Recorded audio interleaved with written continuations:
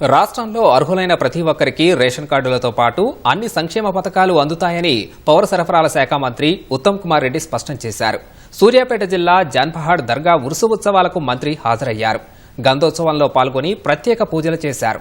నిజమైన లబ్దిదారుల కోసం గ్రామసభలు ఏర్పాటు చేస్తే ప్రతిపక్ష నేతలు చిల్లర రాజకీయాలు చేస్తున్నారని విమర్శించారు. గడిచిన 10 ఏళ్లలో ఒక్క రేషన్ కార్డు ఇవ్వని బీఆర్ఎస్ నేతలు అభివృద్ధి గురించి మాట్లాడడం హాస్యాస్పదంగా ఉందన్నారు.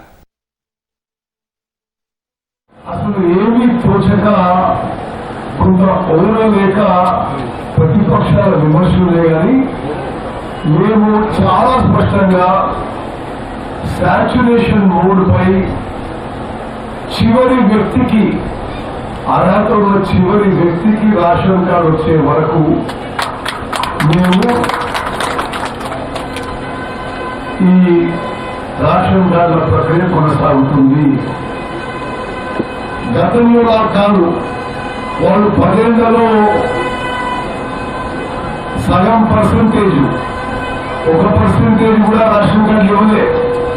ఇప్పుడు వాళ్ళ మాట్లాడేది మేము అర్హత ఉండే చివరి వ్యక్తికి రేషన్ కార్డు వచ్చే వరకు ఎమర్జెన్సీ ప్రక్రియ మొదలై కొనసాగుతుందని చెప్పి చాలా స్పష్టమైన ప్రకటన హామీ భరోసాగా మేము మనం చేస్తున్నాం.